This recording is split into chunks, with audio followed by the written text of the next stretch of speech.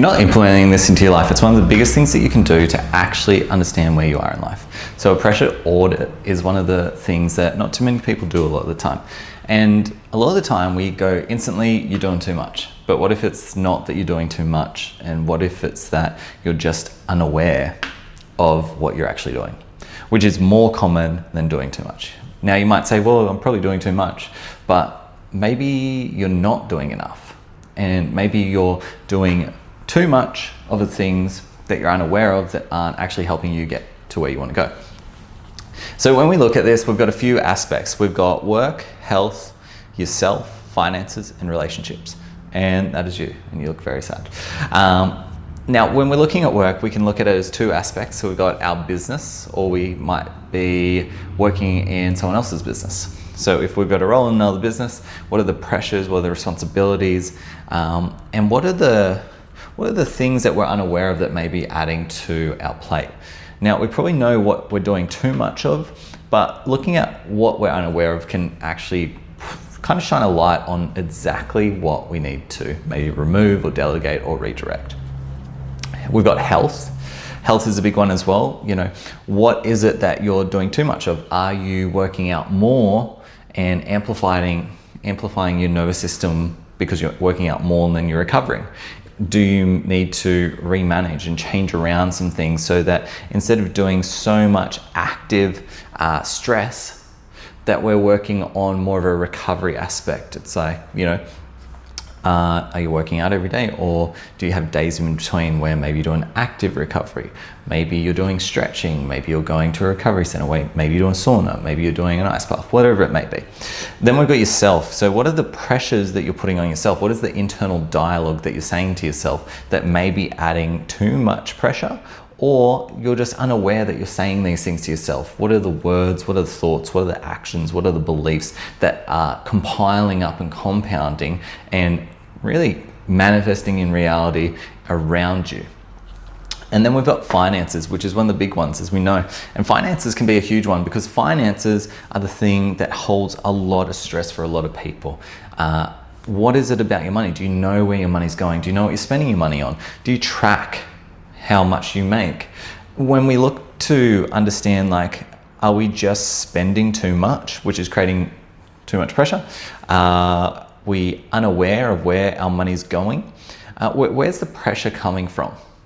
And then we've got relationships, and relationships are a really big one. So we've got friendships, we've got partners, we've got family. And the big thing about relationships is that we are usually unaware around, you know, what is recharging our battery and what is emptying it.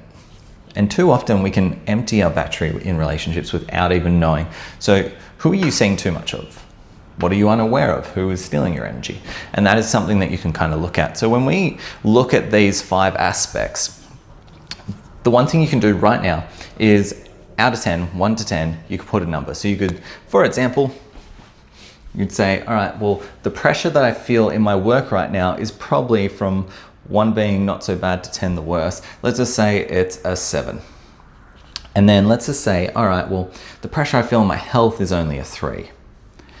And the pressure you put on yourself could be maybe a 4. Your finances might be an 8. And then your relationships, let's just say it's a 10. Now, if we look at this, we can see instantly that maybe the relationships are causing you the most stress or the most pressure. And what this whole thing does is it allows you to balance out what is taking more or not giving back to you as much as you need.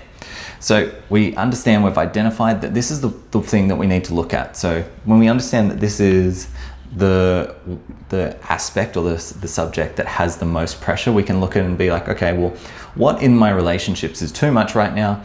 What am I unaware of? And how can I improve this area? How can I ease away some of that stress? How can I audit myself and start to improve that aspect of my life?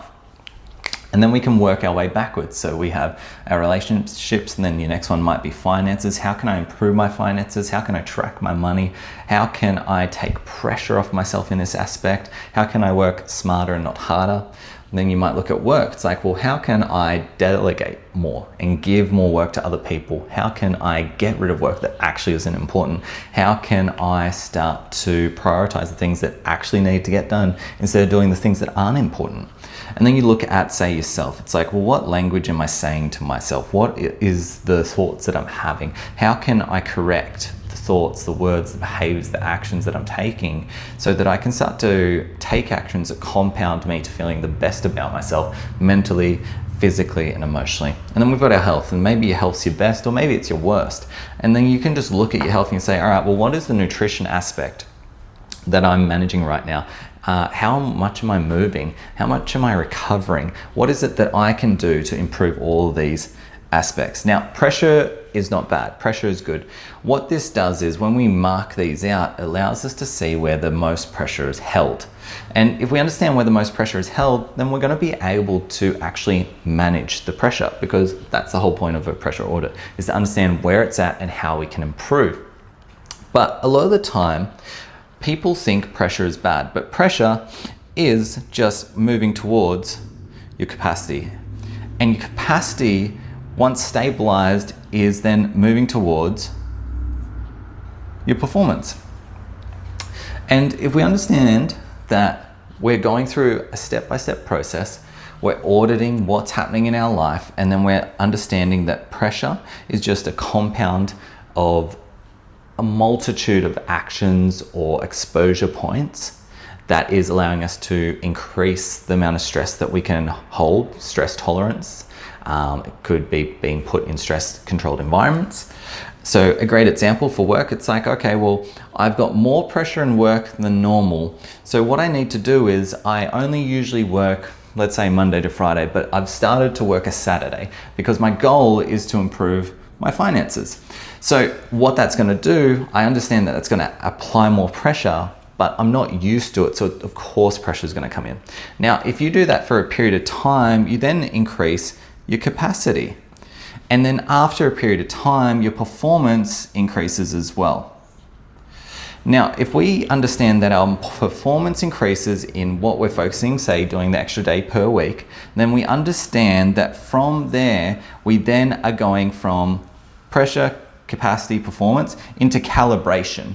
So instead of it being such a rocky up and down, we're actually finding a nice pace where it's just a nice rhythm, very much like a heart rate. So a lot of the time, people look at heart rates and they think, okay, cool, well, the heart rate's going up really high and then dropping really low. Well, there's a problem with blood pressure. If we understand that life is very much like a heartbeat, we want to make sure that we've just got a nice flow up and down. You're going to be challenged, you're going to reset and calibrate. You're going to be challenged, you're going to reset and calibrate. If we can understand there's always going to be ebbs and flows in life, then we can take away this pressure that everything has to feel perfect and that we can't be challenged, which isn't true. Because life is really about continuing to improve the pressure tolerance that you have and the stress tolerance that you have. That in turn is really how we start to allow pressure in from these chosen aspects that we need to improve. That then allows us to be mindful that we're increasing our capacity. And then from there, we're going through this performance stage where we're getting used to working at a higher rate. From there, that exposes us to the ability to then calibrate at a new level. So that is your pressure audit. If you've got any questions, let me know, drop a comment below, and thanks for listening.